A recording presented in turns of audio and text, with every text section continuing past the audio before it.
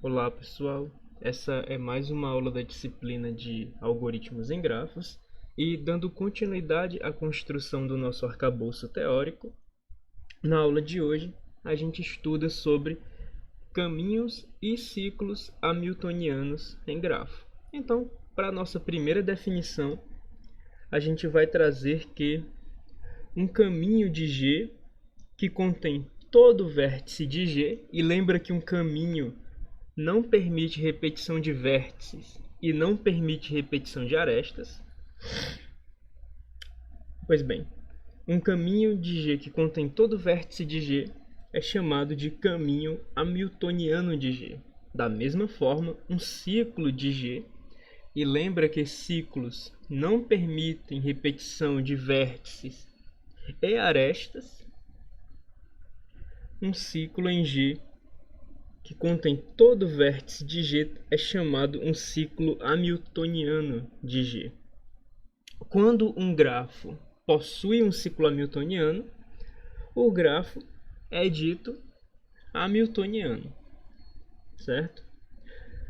Como a gente vai observar, esse problema, o problema de decidir se um grafo é hamiltoniano, não é tão simples como o problema de decidir se um grafo é euleriano.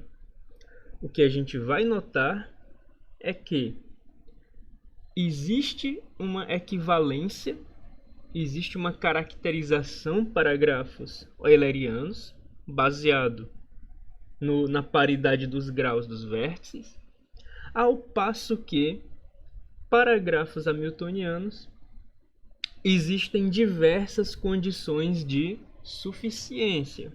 No entanto, a gente vai notar que as caracterizações para grafos hamiltonianos, elas envolvem também outros grafos hamiltonianos, certo? Isso é um indício de que a caracterização desse problema por outras vias é complicada, justamente porque deve ser complicado por algum motivo determinar que um grafo é hamiltoniano, tá bom? Então aqui no teorema 3.7, que a gente não vai demonstrar, é dada a nossa primeira condição de suficiência, considerando grafos G com pelo menos 3 vértices. Se a soma dos graus de dois vértices não adjacentes, de quaisquer dois vértices não adjacentes, é pelo menos n, então G é dito hamiltoniano. Tá bem? Como corolário desse teorema, a gente tem o corolário 3.8. Mesma suposição sobre os grafos G, eles têm que ter pelo menos 3 vértices. E se esses grafos são tais que o grau de cada um dos seus vértices é pelo menos n sobre 2, então G é hamiltoniano. Bem, esse corolário é uma consequência direta do teorema. Afinal, se o grau de todo vértice é pelo menos n sobre 2, a gente pode verificar facilmente que a condição do teorema anterior é satisfeita pelos grafos que satisfazem esse corolário. Afinal, se o grau de um vértice é pelo menos n sobre 2 para todo vértice, então a soma dos graus de vértices não adjacentes vai ser pelo menos n sobre 2 mais n sobre 2, que vai ser pelo menos n. Tudo bem? Então, claramente, os grafos que satisfazem o corolário 3.8 precisam satisfazer o teorema anterior. O nosso próximo corolário diz o seguinte: se G é um grafo de ordem n, tal que a soma dos graus de vértices de quaisquer vértices não adjacentes é pelo menos n-1, então G contém um caminho hamiltoniano. Veja que esse corolário ele já fala de caminhos hamiltonianos e não fala de ciclos hamiltonianos. E daí ele traz uma restrição um pouco mais fraca. Ele traz que a soma dos graus de quaisquer vértices não adjacentes precisa ser pelo menos n-1. Tudo bem, e como que isso vai acontecer? Novamente baseado no teorema anterior. A gente vai construir um grafo H que vai ser o nosso grafo G acrescido de um vértice que está ligado a todo outro vértice de G, certo? Então esse vértice que a gente está adicionando pelo K1, a gente vai chamar ele de W, tá bem? O que a gente vai notar é o seguinte: se G tinha N vértices, então G mais K1 tem N mais um vértice, o novo vértice sendo o vértice W. O que a gente vai notar também é o seguinte: se anteriormente a soma dos graus de quaisquer vértices não adjacentes era pelo menos n-1, no momento em que a gente insere W e coloca W como vizinho de todo outro vértice, coloca W como vértice universal por essa operação, a gente sabe que o grau de U para qualquer U aumentou em uma unidade, graças ao W, e a gente sabe que o grau de V para qualquer V aumentou também em uma unidade, graças ao W. Portanto, se antes a soma dos graus de U e V, vértices não adjacentes, era pelo menos n-1, essa soma foi acrescida em 2 unidades. Então agora, essa soma dos graus de quaisquer 2 vértices não adjacentes no grafo H, ela é pelo menos n mais 1. Portanto, a gente sabe que o grafo H ele contém um ciclo hamiltoniano de acordo com o teorema 3.7. Se a gente considera C esse ciclo hamiltoniano de H, o que a gente vai notar é o seguinte: o vértice W ele faz parte do ciclo hamiltoniano C. Portanto, se a gente remove o vértice W, ou seja, se a gente remove o único vértice de H que não está em G, a gente obtém um caminho que contém todos os vértices de G. Afinal, C é um ciclo hamiltoniano, portanto C é um ciclo que contém todos os vértices de H. Se a gente remove o único vértice de H que não está em G, esse ciclo torna-se num caminho, e esse caminho contém todos os vértices de G. Portanto, o caminho produzido pela remoção de W do ciclo hamiltoniano do grafo H é essencialmente um caminho hamiltoniano para o grafo G. Aqui a gente tem uma daquelas caracterizações que a gente havia falado, que uma vez que você tome vértices U e V não adjacentes em um grafo G que tenha ordem n, ou seja, pelo menos n vértices, tal que a soma dos graus desses vértices não adjacentes é pelo menos n, a gente tem a seguinte caracterização: G mais a aresta UV é hamiltoniano se e somente se G é hamiltoniano. Tá bem? A gente também vai definir o fecho de um grafo da seguinte forma: seja G um grafo de ordem n. O fecho, o closure de G vai consistir do grafo G com algumas arestas a mais. E que arestas a mais são essas? Toda vida que um par de vértices não adjacentes tiver grau pelo menos n, a gente acrescenta uma aresta entre esse par de vértices.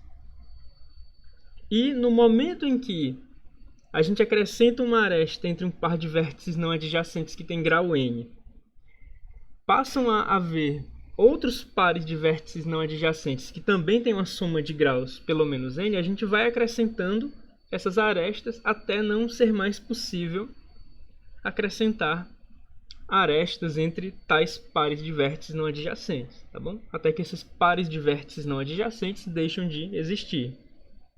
Pois bem, Aqui a gente tem o exemplo do grafo G tornando-se no closure de G, tá bom? E a gente vai ter o seguinte resultado no Teorema 3.11, que diz o seguinte: seja G um grafo com n vértices. Se os grafos G1 e G2 são grafos obtidos por recursivamente e adicionando arestas entre os pares de vértices não adjacentes, cuja soma de graus é pelo menos n, então G1 e G2 são o mesmo grafo. Ou seja, o que o Teorema 3.11 está querendo dizer é que esse procedimento de construção do closure, ele é um procedimento bem definido. Ou seja, se a gente começa com o mesmo grafo G, a gente vai terminar com o mesmo resultado. Não é possível começar com um grafo G e, seguindo o mesmo procedimento de recursivamente ir adicionando arestas entre os pares de vértices que têm grau, entre os pares de vértices não adjacentes que têm grau, que tem soma de graus pelo menos n, a gente vai obter sempre o mesmo grafo. Tá bem? E daí mais uma caracterização para grafos hamiltonianos, mas daquele tipo, do tipo que a gente não ganha muito, né? Porque a gente está caracterizando que um grafo é hamiltoniano se e somente se o closure desse grafo também é hamiltoniano.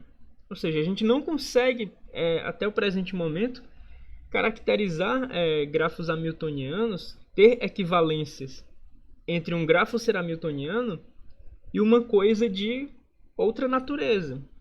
A gente só consegue relacionar um grafo ser hamiltoniano com algum grafo relacionado a ele ser hamiltoniano. Um resultado bem intuitivo, o Teorema 3.13, diz o seguinte: se G é um grafo hamiltoniano, então a gente sabe que o número de componentes do grafo G pela remoção dos vértices do subconjunto S é no máximo o número de vértices no subconjunto S, e isso vale para todo subconjunto S não vazio dos vértices de G. O que a gente pode observar aqui é o seguinte: se G é um grafo hamiltoniano, então, pela definição, G possui um ciclo que passa por todos os seus vértices. Ora, se G possui um ciclo que passa por todos os seus vértices, então é admitível que G é um grafo 2 conexo. Por que G é um grafo 2 conexo? Porque eu preciso remover pelo menos 2 vértices para desconectar o grafo G. Veja, como G possui um ciclo hamiltoniano, a remoção de um dos seus vértices não vai desconectar o grafo G, justamente porque, para desconectar um ciclo, é preciso que se removam 2 vértices do ciclo. Se esse ciclo passa por todo e qualquer vértice de G, então, em particular, não é possível desconectar G pela remoção de apenas um vértice, já que essa estrutura, o ciclo hamiltoniano presente no grafo G, assegura a conectividade mesmo diante da remoção de um vértice. Tudo bem. Então, o que a gente sabe é que, se o conjunto S tem um vértice e a gente remove esse vértice de G, o número de componentes do grafo G continua sendo igual a 1. E nota que isso é trivial, inclusive, que como o grafo G é hamiltoniano, ele necessariamente tem uma componente, certo? Se a gente remove um vértice do grafo hamiltoniano, ele continua com uma componente. A partir do momento que a gente remova outro vértice do grafo hamiltoniano, ele pode passar a ter 2 componentes, certo? O que já vai segurar a nossa desigualdade aqui para conjuntos S que tem um ou 2 vértices, tá bem? Quando a gente remove um vértice, ou seja, quando o número de vértices em S é igual a 1 e a gente remove um vértice de G, o número de componentes de G não muda. A partir do momento que a gente remove o segundo vértice de G, o número de componentes pode ser no máximo 2. E a gente vai entender o porquê que o número de componentes pode ser no máximo 2, que seria justamente o número de vértices em S. Removendo um vértice e depois outro vértice. Então S teria 2 vértices, né? Quando a gente remove o primeiro vértice, de fato, o grafo resultante ele deixa de ser hamiltoniano, mas ele continua tendo um ciclo. Ele continua tendo um caminho hamiltoniano. Grafos que têm caminhos hamiltonianos, se você parar para pensar um pouco, não possuem vértices cuja remoção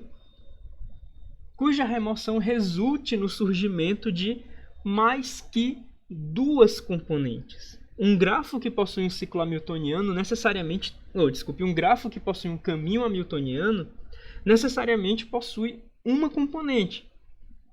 Agora ele não necessariamente é 2 conexo. Quando remove-se um vértice desse caminho hamiltoniano, ainda vai haver 2 outros caminhos hamiltonianos, em cada uma das componentes que pode se surgir com a remoção de um vértice. E como a remoção de um vértice de um caminho hamiltoniano vai resultar em 2 caminhos que possuem o remanescente dos vértices do grafo, então a gente sabe que, atrelados a esses dois caminhos hamiltonianos em cada uma de suas componentes, a gente vai ter no máximo 2 componentes. E o raciocínio segue, porque agora cada componente vai ter um caminho hamiltoniano dentro de si. Então a remoção de um vértice numa certa componente faz com que surjam, no lugar daquela componente, no máximo outras 2. Ou seja, a presença de um ciclo hamiltoniano em G garante que a remoção do primeiro vértice não muda o número de componentes, e a remoção dos vértices do segundo em diante pode acrescentar em no máximo uma unidade o número de componentes do nosso grafo. Tudo bem?